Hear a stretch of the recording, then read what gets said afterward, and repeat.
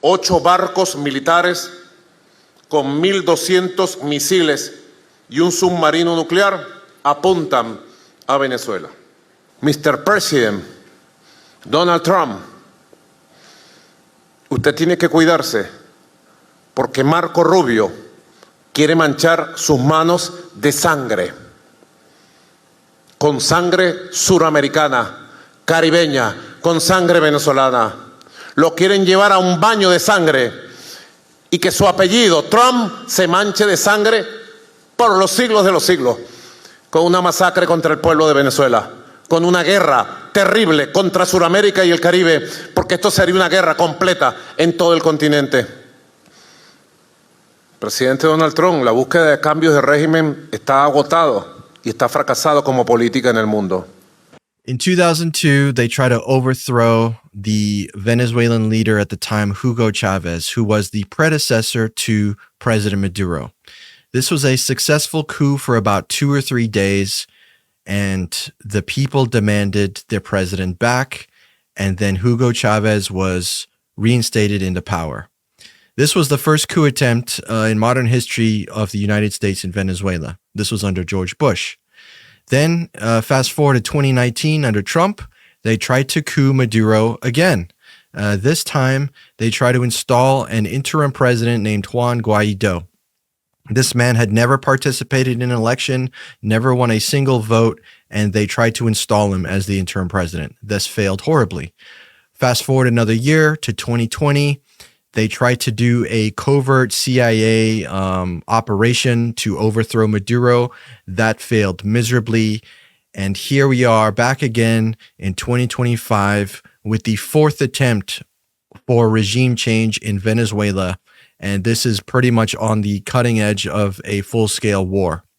They've been selling us this war as a war on drugs, on narco-terrorists, on they're bringing in cocaine and fentanyl in abundant quantities and poisoning America. Well, there is absolutely zero evidence that any fentanyl is coming into America from Venezuela. Zero. Absolutely zero. We know that fentanyl comes in through the Mexico and Canada borders. None comes from Venezuela that we know of. As far as cocaine and other drugs, Venezuela is responsible for about 5 to 8% of total drugs that come into this country. So almost negligible, yet we are waging a full-on war just about on the cutting edge of that with Venezuela. But everyone knows that it's not about drugs and it's not about narco anything or terrorism. It's about the oil. Venezuela has the #1 oil reserves on the planet, and America is addicted to oil. So we want some of that. It's now gotten to the point in the war where Trump is now openly admitting that they have our oil, as if America owns the oil that belongs on the land of another country. It's just gotten to an insane point, but this is where we are. It escalated from all the boat strikes that you guys know about with these very sketchy and probably illegal orders of killing these suspected alleged drug smugglers with providing no evidence whatsoever, no due process like, previous administrations have done, which is you seize the smugglers, you take their drugs, you try them in court, you present the evidence, you lock them up, and you show that as a signal not to mess with the U.S. and bring drugs into this country. This is how it's been done. This is a precedent. But now all of a sudden, we're just vaporizing them out of thin air. This is totally illegal, totally against international law. And it's not even a war crime because we haven't declared war in Venezuela. This is worse than a war crime. This is outright murder. That Hegseth and the chain of command is now dealing with the blowback of. Now, Maduro's words here, I think, were very, very calculated and very intelligent and well put together. He is basically telling Trump, look, your boy, Marco Rubio, is lying to you. He's lying to you, and you're going to have blood on your hands if you invade us, if you attack us, if you do anything to us. I think this was very smartly done. Because he knows that he can speak directly to Trump. And one more thing I want to say about this is the reason why we never or hardly hear anything from Maduro is because the U.S. media has cut him out of the ecosystem. They have deleted his YouTube channel. They have cut him out from the mainstream media never shows him speaking or anything like that, because he has now been designated by this administration as, the leader of the foreign terrorist organization, the Cartel de los Soles, which is a made-up cartel that the CIA fabricated back in the 90s that they've revived to now repurpose against his regime. Now, Mike, what do you make of the statement that we just heard from Maduro, and really just the state of this war that we're in now with Venezuela, given everything we've learned so far? I agree with you that I think that it's a very calculated and well thought out response. I find it very interesting that he speaks to Trump directly and sort of, pretty much tells Trump, hey, they're lying to you. As much as I really don't like Trump as a person, I am of the belief that he's mostly just ignorant. He doesn't seem to know a lot. And he does rely on others to be experts, whether he agrees with them or, appointed them or hired them or whatever it is. He seems to defer to other people all the time. And so if you have a bad actor in there or somebody who wants to manipulate Trump, there you go. It's, and we can see that tech CEOs have already figured out this formula as well. They just think, oh, if I give him a present now, then I get something from it later. And it's pretty much sanctioned, bribery at this point. So he's very easily manipulated. All you have to do is lean into his narcissism. But I think Maduro's making an appeal here, not necessarily to his narcissism per se, although he is speaking to him directly, but he's saying like, hey man, you want to have your name be like a good thing in history. You want your name is important to you. Why are you letting Marco Rubio stain it with blood? And I think that's an interesting thing, especially because we know that Marco Rubio and Trump never got along perfectly. I mean, they were opponents for a long time, and Trump just trashed Marco Rubio. So it's even kind of strange that they're working together in the first place, when they both declared the other to be incompetent. So anyway, all of this is just a long-winded way of kind of saying that I definitely think his approach is interesting, and I'm curious to see what impact, if any, it'll have. Unfortunately, I don't think it's going to be enough. I do think that, as you mentioned, the U.S. is addicted to oil. And just a quick side note on that, I find it very interesting that we definitely are addicted on oil. We're dependent on oil for sure. But on top of that, we're very greedy about our oil. Just as a side note, I know this is a little bit of a tangent, but just imagine if we got into all these green technologies and we reduced our oil dependency, then maybe we wouldn't need to go to war with Venezuela. Maybe we wouldn't need to go out and topple these regimes and take their oil in order to succeed and sustain our own economy. Wouldn't that be great? Just throwing it out there. But I think you touched on another great point, Emmanuel, about these boat strikes setting precedent as well. Because in the future, after Trump is gone, another president could start doing the same thing. So this is a problem with the Trump administration now, but clearly there is concern over the impact that this has, not just for the immediate future, but also the distant future as well, because all of this is setting precedent for things.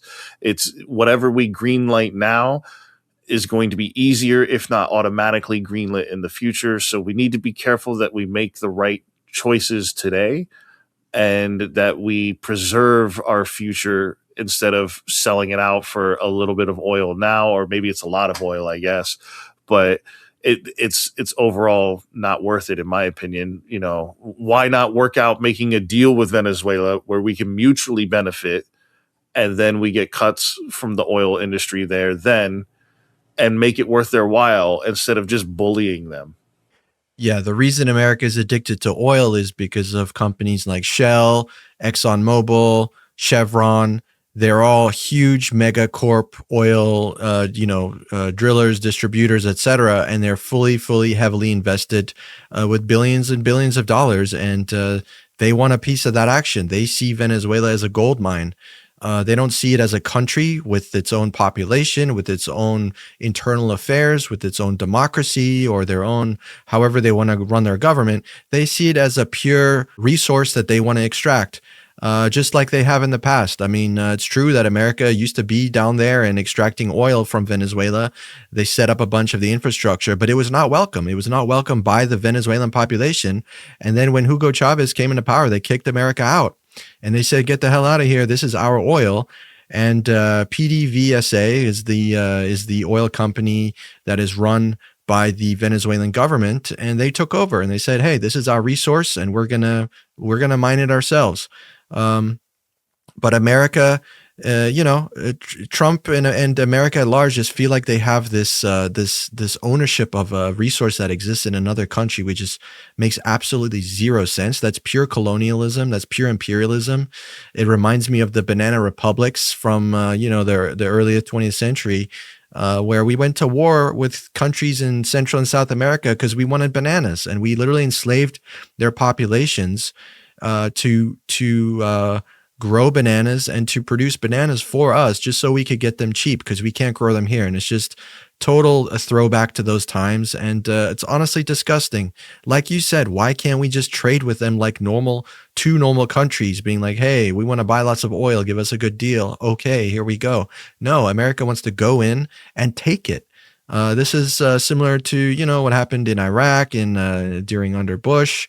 They went in there under the whole premonition of weapons of mass destruction. Turns out there was none. And turns out they wanted a piece of the oil action over there because there's a lot in the Middle East as well. But Venezuela has the most oil and the richest oil of any country on this planet. So now it's like a huge gold mine for America. And it's really sad to see what's going on. But it's nice to see that Maduro is responding powerfully in this way. He's supporting his country. He's standing up. There was that period where he was like about to flee, and he was like kind of talking with Trump, like, hey, I don't want to die. I don't want you to kill me. Maybe I'll go to another country or whatever. There was like a little moment like that. There was the whole closing their airspace. There was talks about them dropping leaflets on Caracas. They've been flying B-52 bombers near there. They've sent down like 11 warships, including the USS General Ford, which is like the largest warship on this planet by any country.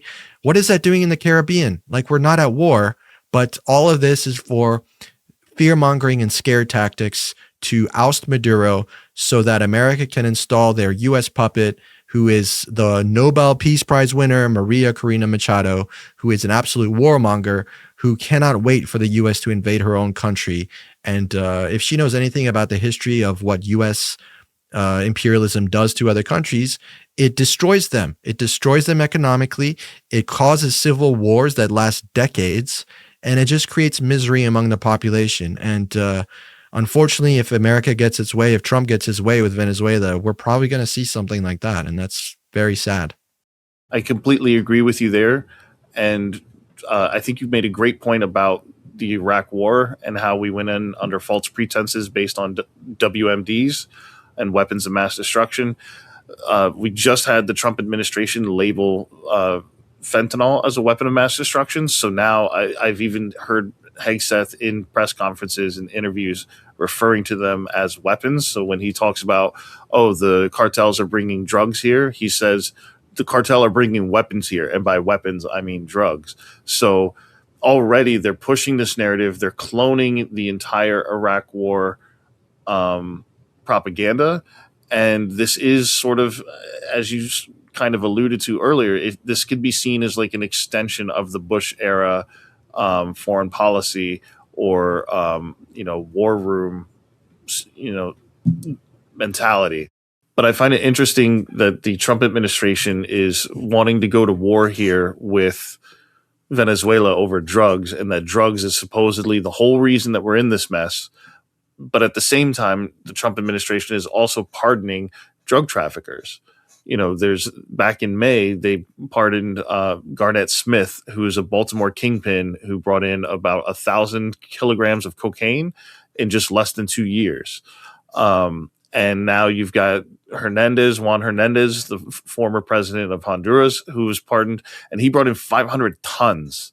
So like it shows whether it's a little or a lot or whatever, it doesn't matter to this administration. And with the Honduran president, he specifically wrote to Trump saying, oh, it was a Biden setup.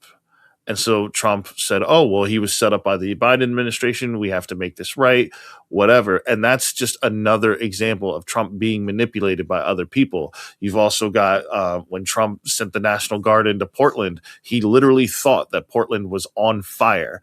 You've also got Kilmar Abrego Garcia, where the tattoos on his knuckles, how they photoshopped MS13 on the knuckles simply for designation's sake, but Trump literally thought that meant it said MS13, and apparently nobody ever corrected him on it.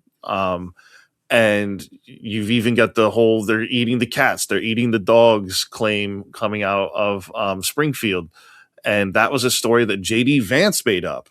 So whether it's Stephen Miller, Steve Bannon, J.D. Vance, Marco Rubio, everybody around him is comfortable lying to him or manipulating him or trying to, they know how to charm him, and he's very gullible. So even if you think Trump is innocent necessarily, not nefariously choosing to take these actions, he can clearly be manipulated into doing so.